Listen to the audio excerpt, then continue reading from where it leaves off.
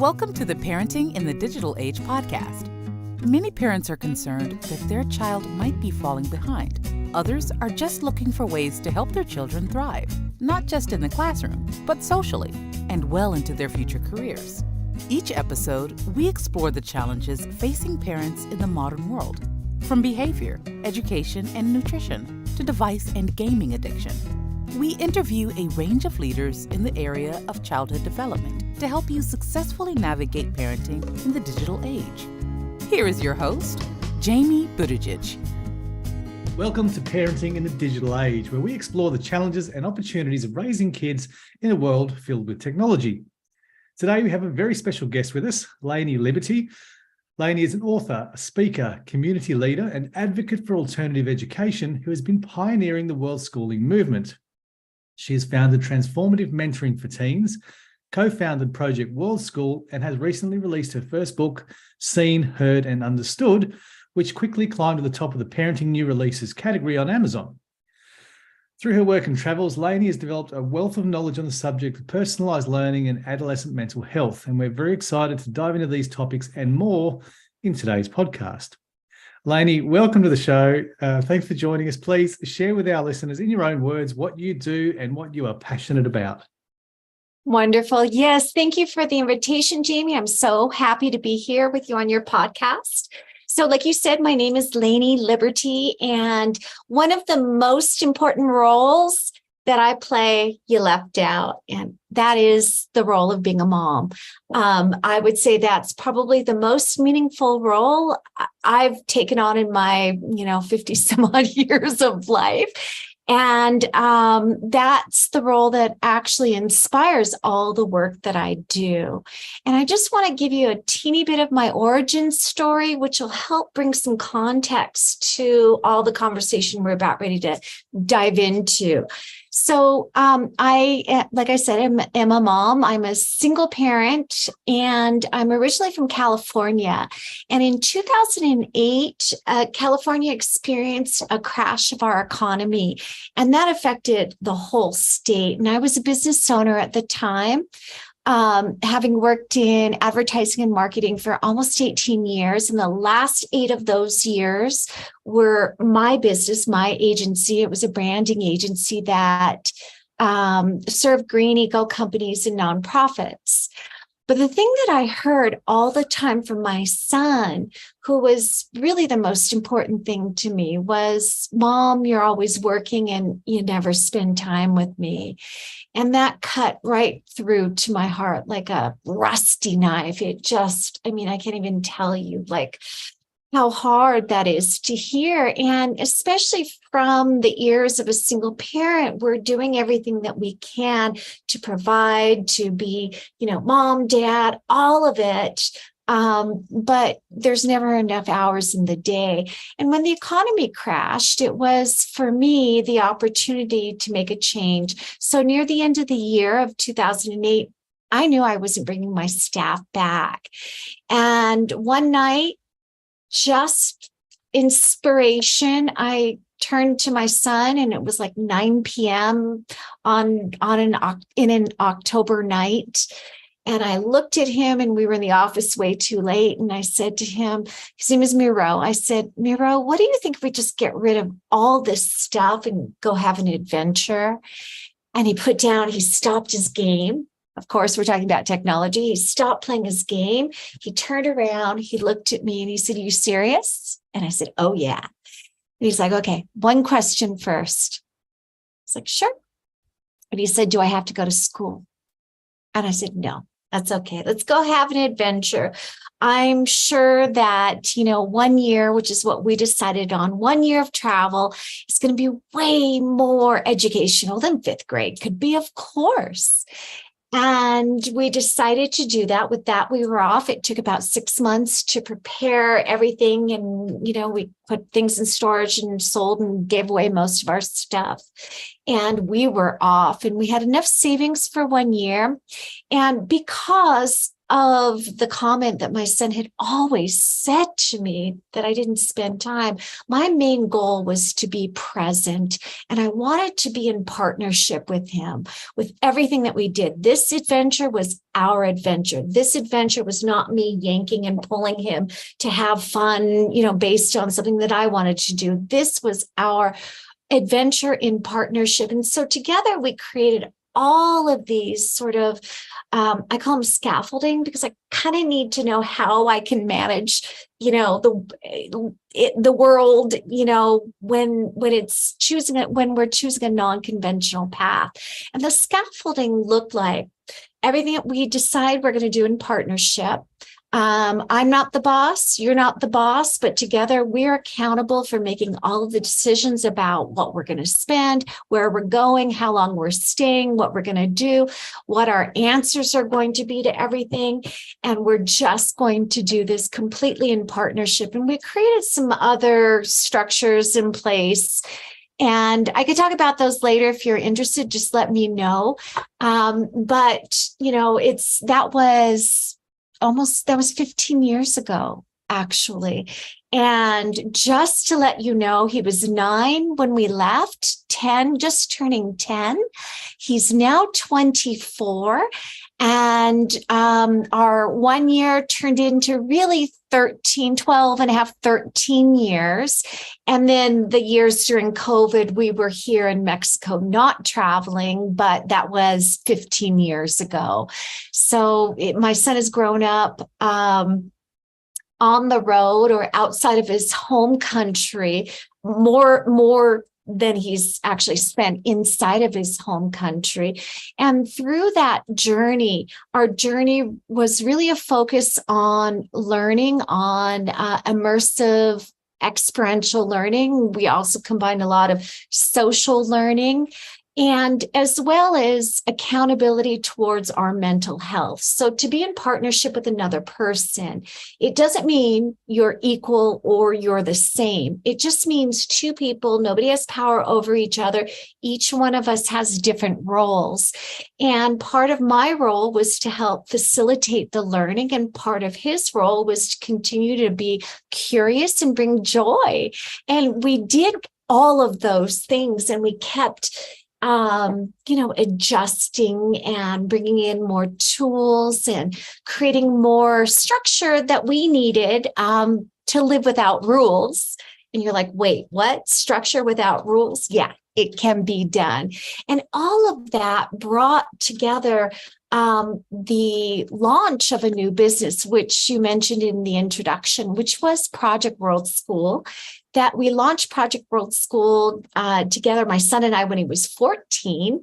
We're co-founders, and we've brought about 200 teens to different places in the world to have these immersive learning experiences. And the immersive learning experiences are in community. And a lot of times the teens that we work with have never been out of their home country, have never had an experience where they stepped outside of their comfort zone away from their parents. And they had to really rely on the strength of their character and who they were in order to really, understand their scaffolding. And so that's where a lot of the tools that I learned in my adolescent 20s and 30s, which was a whole journey of self-development or self-directed healing for me as somebody who was raised in a household that had a lot of trauma. And so for me, backstory again is, just understanding that I'm an autodidactic. I always direct my own learning and always have, because my trauma response has been hyper independence. And that gave me the belief that I could learn anything, I could do anything. I don't have to follow the rules. I just need to be aware of what my moral compass is and the core values that I'm holding. And I'm capable of doing, my own self-directed healing. And that gave me access to countless tools, that helped me really resolve a lot of the trauma and integrate the trauma from my childhood and understand. And part of the reason why I spent a good part of my, teens, 20s, and 30s doing that is because I always knew I wanted to be a parent. This was a very intentional act. And I wanted to make sure that the patterns of trauma that I experienced in my own childhood were not a part of my son's experience growing up. So I really wanted to be very intentional about healing my own childhood traumas and thus, healing and stopping these generational wounds from perpetuating into another generation. So that was my intention. Now, going back to, and I'll stop in just a second, but going back to running the teen retreats, little did I know that the tools that I used to help heal myself would come in handy as I'm facilitating and holding space for these immersive learning world schooling experiences for teens. Because what we recognized after taking hundreds of teens to dozens of international locations was the experience of the outer worlds was a reflection of our inner worlds. And that was one of those big aha moments for me. Yeah. So I'll just leave it there. That's a brief intro to my origin story. Thank you, Lainie. And I want to come back to Project World School and teen retreats because I do have a few questions and I want to probe a little deeper a little later. But let's go back one step. How would you explain the concept of this world schooling philosophy? To a parent that's never heard about world schooling before. Like most parents have this traditional view of the education system, maybe not have heard of world schooling, and world schooling can look different to many different parents as well. So just talk about what is world schooling to someone who's perhaps never heard of it before. Sure. Well, I can tell you with 100% confidence that the term world schooling was not used before we started using it. We did tons of research and we wanted to have a name to call the thing that we were doing. When we first set out, it was, like I said, to be 1 year. And one of the agreements that my son and I had, which would support our partnership, was we were going to say yes to as many things as we could, as long as it was in alignment with our core values. And 8 months into our travels, when my son said to me, "Hey, can we just keep doing this forever? This is amazing." Of course, I had to say yes. So after saying yes to that and being an avid researcher and reader, and as the responsible parent, I had to figure out how we were going to address my son's education. And education has always been an important part of, what I imagined, one of the values for our family and for my son and for myself. Like I said, I'm an autodidactic, but I believe education and learning is really, really important. And when we started to look at the different sort of pedagogies and modalities of education, I discovered there was something called unschooling. And it was something that we were already doing, and it blew my mind. It was combining natural learning, the world around us, self-directed learning, and self-inspired, learning or child-led learning, as well as being facilitated by the parent. And it blew me away that people actually qualified this as education. And when I got deeper into that journey of discovery around unschooling, I recognized how powerful and strong it was. And the fact that we were already doing it and it was working so well. We were both so present and intentional about learning everything we could around us because everything was inspiring and new. And in our conventional life, we didn't have that opportunity, nor did we have time. So we continued to do it, and I started to write about it and blog about it, and something did not feel right with me. And what didn't feel right was the term unschooling, because it implied that you're doing nothing, that you're not doing something. And we were actually actively and intentionally learning, and we were learning from the world around us. So we started to write and call it Worldschooling. And crazy enough, people started reading my blogs. We were invited to speak at many educational conferences.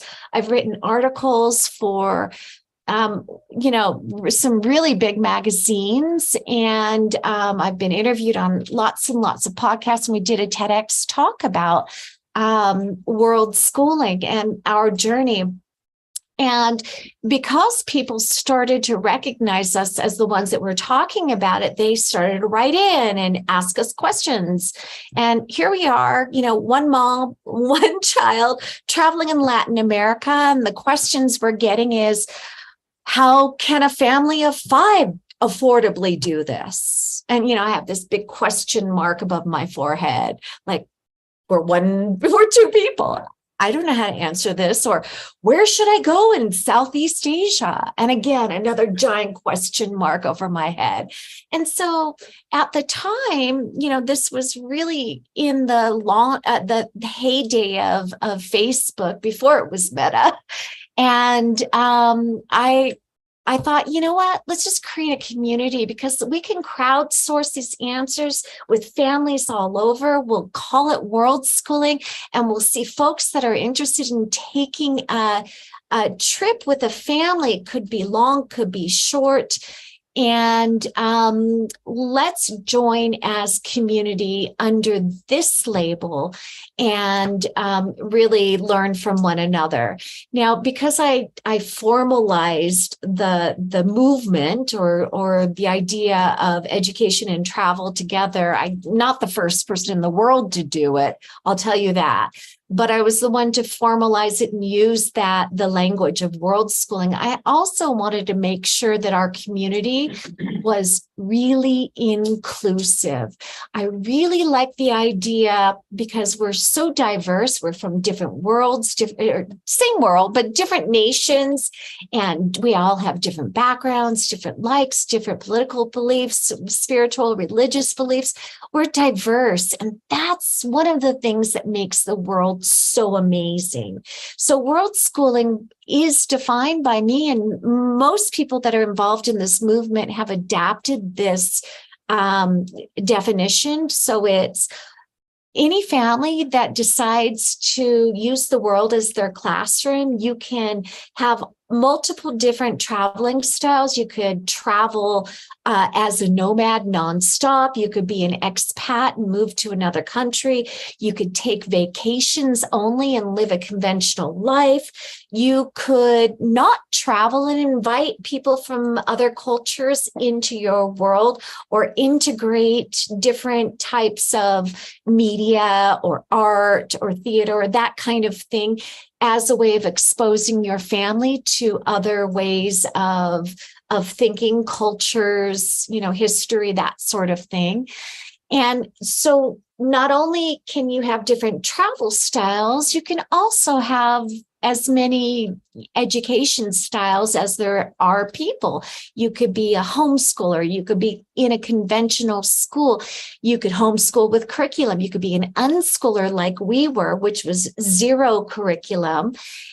You could enroll your child into a school in a foreign country. You could, they're like, again, the types of educational approaches are infinite. And I wanted to make sure that Worldschooling includes all of those people. The only thing that ties like that thread, and this is really to answer your question, I'm sorry, it took me a long-winded way to get there, but it's using the world around you to inspire greater curiosity to go deeper.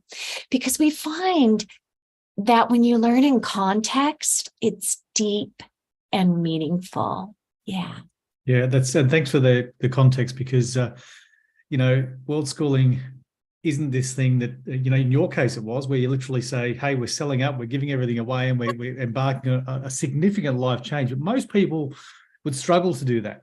Yes. But what it means for most people is that they can even have a balance of a traditional school and travel 1 month of the year and still expose their child to this world schooling philosophy, which I believe is so important. Even just as a parent holidaying with kids, the amount of immersive learning, language that they pick up, customs and traditions and food and all that sort of stuff. It's just such a rich tapestry to grow a life on.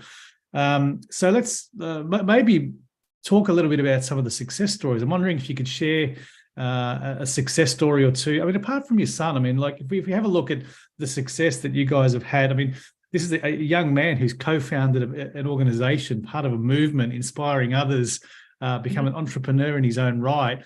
If there's any success story, there's one right there, but maybe share another success story or two, whether it's from your programs or from other families that have, world schooled their children. Well, one of the things that we did after we launched Project World School, which is the teen retreats, they're generally 3 to 4 week immersive, communities in different countries. So like our next one coming up is in Thailand, and we go to 2 different locations in Thailand. A lot of parents loved what we were doing, and they kept saying, Lainie, why don't you produce something for families or, trips for families, that sort of thing.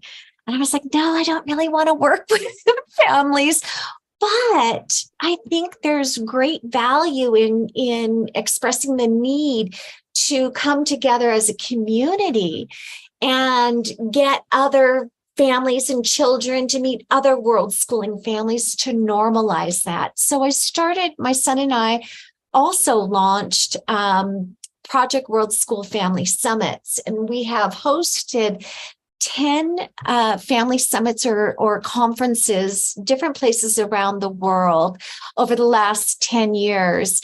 And we also have inspired amazing communities, pop-up hubs and communities to be formed, because it's all about co-creation.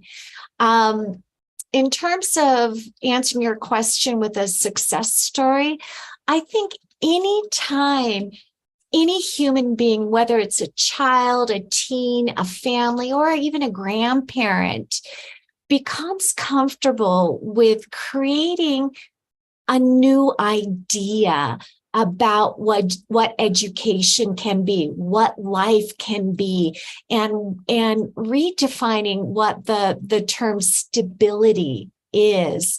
That is a success story. So with the summits, we would always invite the grandparents to come for free. And over the years, we've had dozens and dozens of sets of grandparents come that were either on the fence or against their families' world schooling. But after coming to the summits, which are 5 days of conference talks, community meetups, kids running around, loving each other, having these great adventures in the Project World School Family Summit Kids Camp, they saw that this is a community of kind-hearted and loving people that really just want to give the world to their children. And through these events and through the work that I've been doing with families and with teens, the recognition that stability is not from a house or a home. It comes from the connections we have as families. Those connections are where stability is formed. And if you have this strong connection or a strong bond, and it takes time, it takes work, it takes authenticity, it takes vulnerability, and it takes all of the things that my son and I started to experience over the last 15 years in our own world schooling journey. As long as it's got those things, they feel safe and secure. And it's really just a cultural belief that we can let go of that says stability only comes from a conventional lifestyle. We can let go of that because we have the experience that it's not from there. That's not stability. Stability comes from the family unit and the connection. Yeah, that's wonderful. You touched there on some of the challenges your son and you faced in co-founding Project Worldschool. So maybe talk us through a little bit about the process of the creation of Project Worldschool and maybe some of the challenges that you guys faced together. Yeah, well, Project Worldschool actually was formed because of a challenge. My son was 13, going on 14. And like I said, I started to blog and share all of our journey. My son and I, not just journeys, but our adventures and all the things that we would learn. And one of the first projects that we launched together was a podcast. Believe it or not, I'm talking on your podcast. I don't have one now, but 15 years ago, we launched a podcast, and it was he and I. Every week we would produce a podcast. We'd write it. It would be based on where we were. We'd look up the history of wherever we were or the people that we met. And then if we were interested and met somebody interesting, we would do an interview and we'd trade off and we both wrote it. We both produced it. We both edited. And it was really this partnership project. And that project gave us the to connect with lots of different people. Oh boy, I just lost. What was your question? We were just talking about some of the challenges that you and your son might have faced, like in creation, because it's quite an organization and as well as a movement that you guys have pioneered, particularly like when you're talking a 13, 14-year-old son, all these wonderful I mean, even just that example there is so brilliant to me that, he's editing, producing, writing podcasts. I mean, this is the life stuff that all kids should learn, in my view. And, I'd love to see more of a shift. Anyway, we're talking about the challenges that you guys faced in the creation of Project Worldschool. I don't know. It happens to me all the time. Don't worry. Yeah, I mean, I don't often lose my train of thought. I know what I'm going to say. I'm responding to a question, but then I suddenly blanked on what the question was. I'm so sorry about that. Yes. So at 13 and 14, we had already, he was 13 and 14. We're already 3-4 years into our travels. And through that time, people were listening to our podcasts, reading our blogs, inviting us to speak at different conferences around the world as world scholars. And it was great. And one of the conferences that we spoke at was an unschooling conference when Miro was 14. I think it was in New Hampshire in the United States. And that was the first time that Miro had been around, and I like to call them free range kids, but these are kids that are really creative and, they haven't been to school, so they're very expressive. And usually you think of the homeschool kids, the boys with really long hair. Well, it's true. There is kind of this homeschool uniform, and they're all so free and expressive. So we flew and we spoke at this conference, and we spent a week there, and Miro ran around with kids his age that were just like him. And that really presented us with this sort of deep, harrowing decision that we had to make when we got back to Peru, because Peru at that time was our base. We had fallen in love with our lifestyle. We loved living in Peru. We loved all of our adventures. But what Miro recognized was he didn't have community. He didn't have friends. And at 13 and 14, that started to become a real big desire for him. And as I started to really study about the neurobiology of adolescent development and the psychology around adolescent development, I recognized that social learning was one of the cornerstones all of the adolescent experience that is so important to them. And as they're starting to individuate, they need to have that social input that's not coming from their family. And as Miro had this experience running around with all these other free-range teens, he recognized this was the thing that was missing.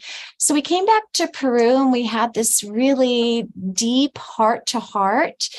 And one of the things that my son said, absolutely 100%, he did not want to return to a conventional life. And that was one of the suggestions that I had. Should we return back to the States so you can find a community? No, absolutely not. And he was very clear in what he wanted. And I was like, whoosh, because I didn't want it either. And so I said, well, all right, then let's address the needs and let's bring teens to us, because we're learning and we are learning so much and we're learning by experience. And if we can bring groups of teens to us for, to have this kind of experience, this could be our business. And he's like, do you think it'll work? It's like, sure. Nobody ever told me I couldn't do it. So, I said, okay, let's do it. And so that's where the experience that I had from my marketing and branding background, we launched a business together called Project Worldschool. I got really busy learning everything I could about the teenage brain, about the psychology. I learned about conflict resolution. I learned about learning communities. I learned about hosting and facilitating. I learned improv. I learned so many things that I imagined would be necessary. And with the background that I had with the tools for mental health, which at the time I had no idea that would come in handy, but that also became one of the things that moved into our structure that we created for Project Worldschool. And that year we launched our first project, Worldschool Teen Retreat. And it was kind of a disaster. We didn't know what we were doing. It was a small group and it was too long. It was 6 weeks. And we didn't have our agreements set up. And, we learned from all the mistakes that we had. And that really helped us to reformulate what we did and create our own very unique structure. A lot of it includes accountability of our internal worlds. We also integrated an element of everything that we do is based on consent. And we also base our retreats on consensus. So if you've ever had, a group of 15 teenagers that you are trying to facilitate to come to an agreement, it takes skills and it sometimes takes time. So patience is a big part of that. But the structure that we created has been working for the last 10 years. And like I said, we've brought more than 200 teens for these 1 month immersive learning experiences in different places. We've been to Japan, South Africa, Thailand, Vietnam, Greece, Spain, Mexico, Peru, Ecuador. We've been all over. And the trips are really powerful. So yeah. That's there's a lot to unpack there. But one of the things I took from that was structure. Structure and having that scaffolding is important.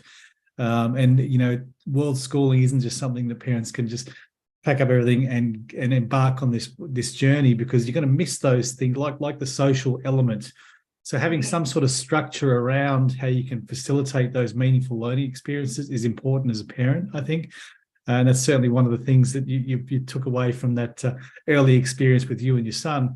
So this maybe is a good point to ask. So what advice would you give to a parent who's considering this, whether it's going all in and doubling down and packing up the house and going on a world trip, or whether it's just somebody who just wants to take their child away for an immersive world schooling experience for a month or something in between? What advice would you give to a parent? Where would a parent even start? Well, I have a Facebook group called We Are Worldschoolers.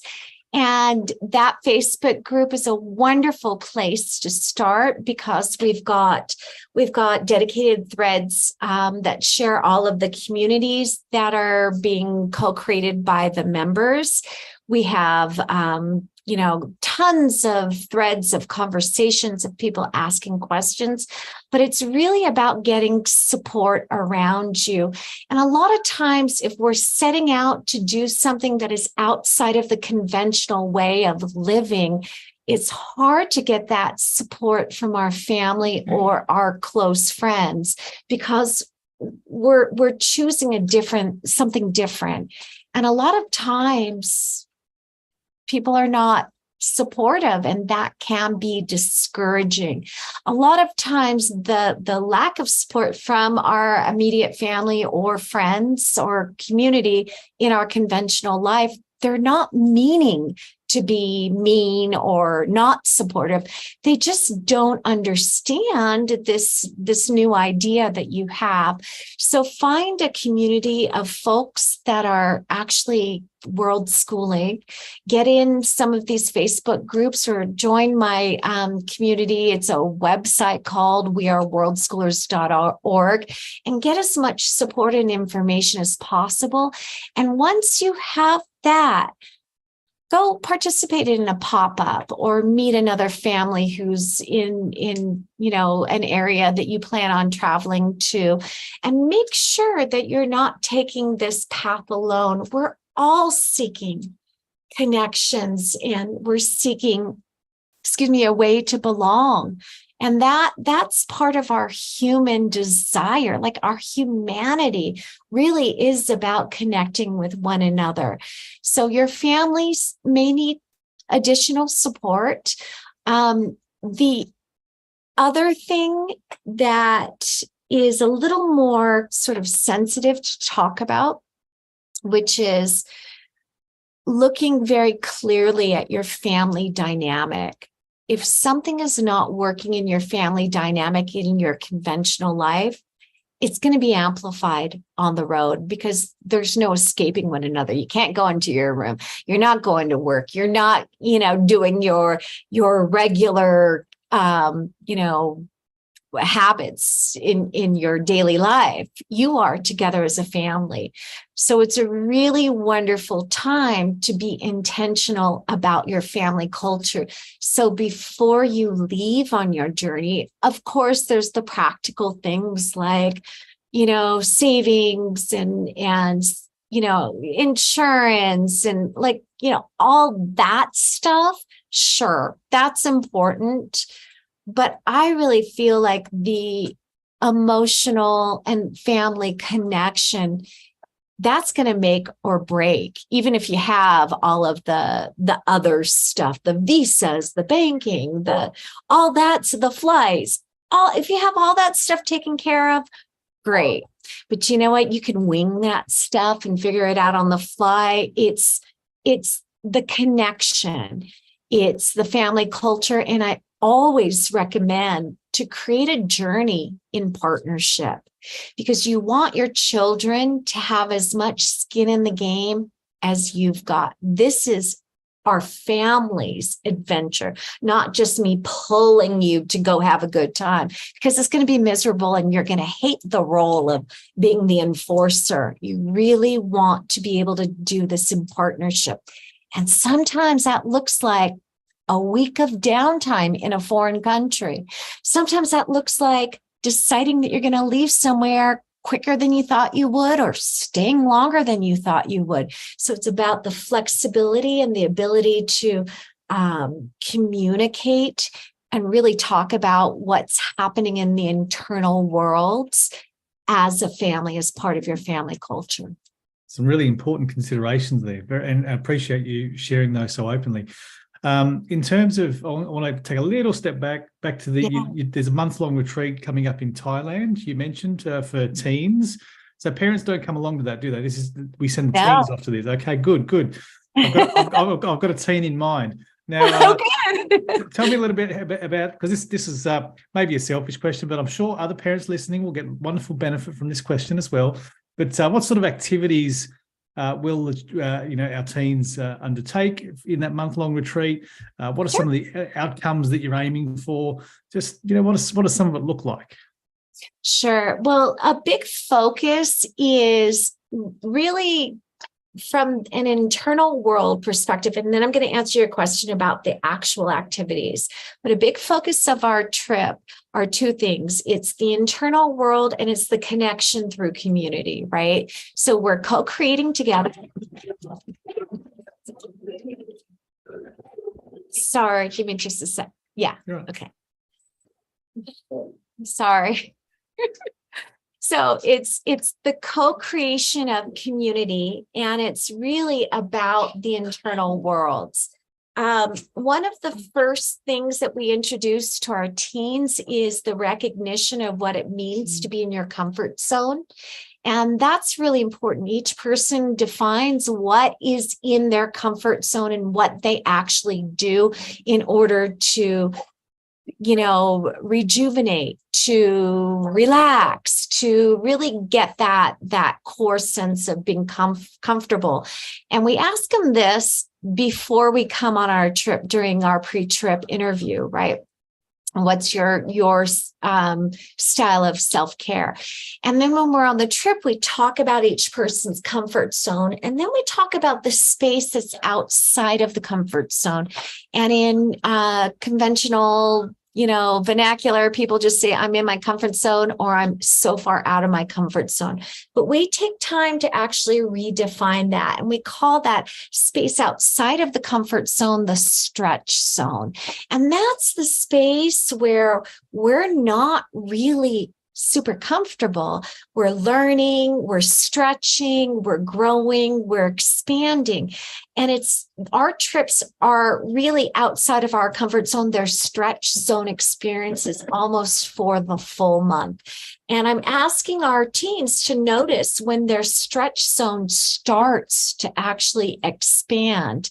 And being outside of your comfort zone takes some practice, because in Western culture, we're told if you're not comfortable, take a pill or zone out or start scrolling on technology, which we haven't talked about yet, but we can, or numb out somehow. And then there's a space outside of the stretch zone that's called the panic zone. And that's your fight, flight, or freeze. That's your amygdala, being activated. And that's a really different conversation than stretch zone. So in conventional culture, we tend to smush the stretch zone and the panic zone together. So when people are in their stretch zone and not feeling comfortable, they're using panic zone vocabulary, and it's designating some of these uncomfortable experiences as panic. But it's not. So it's renegotiating that. And so we spend a lot of time on our trips. We've got our evening, circles where we unpack the whole day, every single day. And the inner world is a big part. So understanding and managing our inner world is a big part. For Thailand, this is a cultural trip. Some of our trips are adventure. Well, this actually is cultural and adventure and service. So it's a little bit of everything, which is great, because some of them are just focused on like we did a building trip in Wales, and that was like living on a farm and building a roundhouse out of hay. And that was very, very specific. But this one, we are volunteering, serving, giving back to the community that is our host country. And we're working with elephants for a week. And we're learning about the cultural relevance of why elephants are so important to the Thai culture. And we're in the north of Thailand for that portion. We start off in Bangkok and we do an overnight train, which is a fun adventure. In the sleeper cars and everything. And then we spend some time in Chiang Mai learning about the northern Thai culture, and then we volunteer with the elephants for a week. And then after that's over, we fly to the south of Thailand, and we spend another almost a week and a half in Krabi in the southern part, which is very, very different culturally. It's different from a weather perspective, and the influences in that part of the country is very different than the north. We've got from the north, it's a Buddhist, primarily a Buddhist culture, and they're very close to, I can never say this, it used to be Burma, but I can't say Myanmar. I can never pronounce it. But there's a big history and overflow of the two cultures in the north. And in the south, it's Muslim, and it's a totally radically different culture there. So we do a lot of comparative, experience reflection, as well as in the south, we engage in some adventure sports. We do rock climbing, and it's kind of an analogy for, the belaying and supporting another person and making sure they're safe, and then trusting another person and learning safety and all of that stuff. How do we step out of our comfort zone and rock climb, especially for those that have never done it? It's pretty radical. And it's really, really wonderful. It really combines our community. We also have, of course, Thai cooking classes and a Thai massage class. And we look into why these traditions are such an important part of the culture. So it's fun, but there's a lot of reflection in all of the experiences that we have and in all of our treats. It's not just, let's just go have vacation and do fun stuff. It's fun, but there's intention behind everything we do, including having fun, right? You have to be intentional about having fun, but it's also like, okay, this was so enjoyable, but why do you think they call this the sticky waterfalls? And why are so many locals here? And what does that look like? And what do you think the tradition of this place is? And those kinds of questions keep people in a state of inquiry. And we're modeling curiosity. And for those that don't come from a family that really values the act of curiosity, or it's just not important to the family. This is a huge it's a huge influence on the teens, especially when they leave. And I get emails. And most of the teens that come on our trips, I'm going to warn you, we have about a 70% return rate, meaning they come on one trip and they want to go on another trip because it's such a powerful experience for the teens that are on the trip. And the connections with the other teens that are traveling with us it's so strong. People really create these lifelong friendships or connections. And I'll just tell you as a side note, in July, my son is flying back to the States to be the best man in a wedding where two teens, they're actually now both 25. They met on one of our trips and they're getting married. So we have our first Project Worldschool wedding coming up in July. That's fantastic. And I love that the intentionality behind creating that curiosity. Like I could just imagine these hordes of teens leaving these retreats and having this newfound purpose of lifelong learning. I think you're creating lifelong learners, but you're also creating a whole bunch of teens that are more self-aware than they were when they first arrived, and that's tremendously powerful and tremendously important. So you guys are doing some really killer work. You're making a massive difference in the lives of many around the world, and not just in terms of helping people get into world schooling, but with these retreats, they look amazing. It's something I have to investigate further. We're coming towards the end, but one question I like to ask our guests on each podcast, it's a bit of a fun question. And that is, if we had a time machine and you could go back and visit young Laney, maybe a 10 or 15-year-old Laney, what advice would you give yourself? Oh my gosh. Well, I'm somebody who's done a lot of inner child work, and I've worked on reparenting young Laney. And oh boy, I would absolutely just continue to tell her that she's loved and she's not too much for people. And that was a core belief that I held for many, many years as a result of the childhood trauma that I experienced.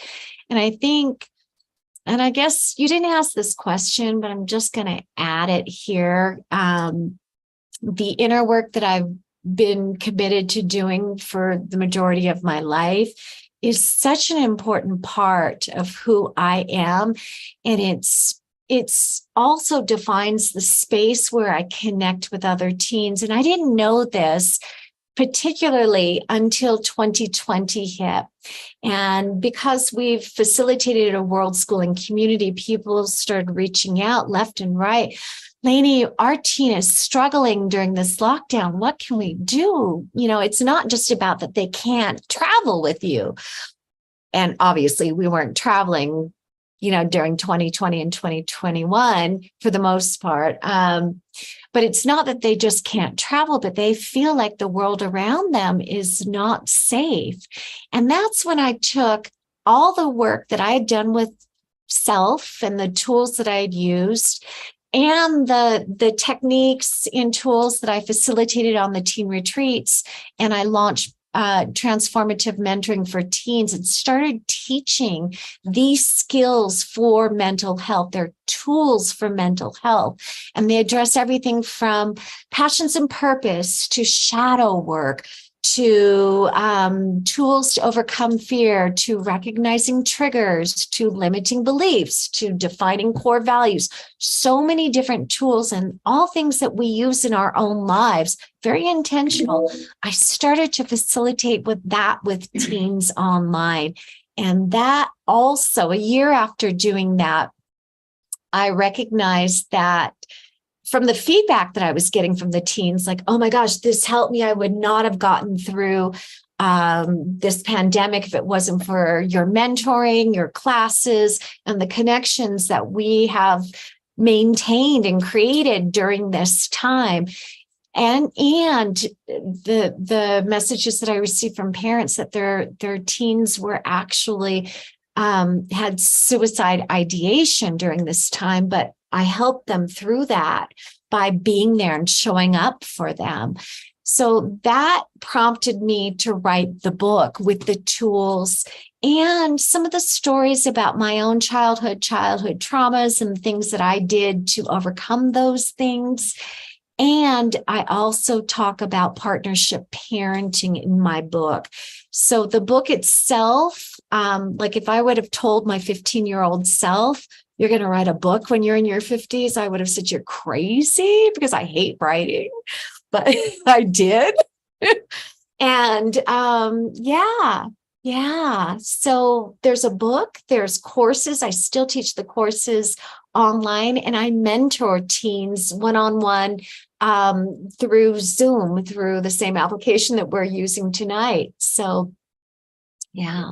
That's wonderful, Laney. And how can parents learn more about what you do and your impact that you're providing, and the courses, the summits, the books, the coaching, all of that? Where can they go? How do they find you? Wow. So transformativementoringforteens.com is one place. Project Worldschool is another place. The Facebook group, we are Worldschoolers. You can find me there. You can find me all over social media. We also have weareworldschoolers.org, and that's got hundreds of articles, videos, talks, interviews for somebody who's starting off Worldschooling, and it's free. It's a membership site, but it's free. There's so much information. It'll take you like a year to go through all the information that's there. So depending on what your focus is, and also I also have a website called partnershipparent.com where my son and I co-facilitate the courses for parents who are really desiring to create more partnership in their families and how to design a family culture that will serve them if they want to world school, or actually serve them just period. Yeah. Yeah, that's wonderful. Thank you. Look, Lainie, we've got to end it there, but we could go on for hours, I'm sure. And first of all, I appreciate your time and generosity today. And I know it's a bit late where you are, and I know that many of our listeners, including myself, have gained an enormous amount from our discussion today, and has certainly sparked some curiosity in me, no doubt many others. So thanks again for your time today, and thanks for joining us. Thank you. And I just want to say to everybody, remain curious. Yeah, well said. Thanks, Laney. If you enjoyed the show, please connect with Jamie on LinkedIn or Instagram. You'll find links in the podcast description. Parenting in the Digital Age is sponsored by Skill Samurai, coding and STEM academy for kids. Skill Samurai offers after-school coding classes and holiday programs to help kids thrive academically and socially while preparing them for the careers of the future. Visit skillsamurai.com.au.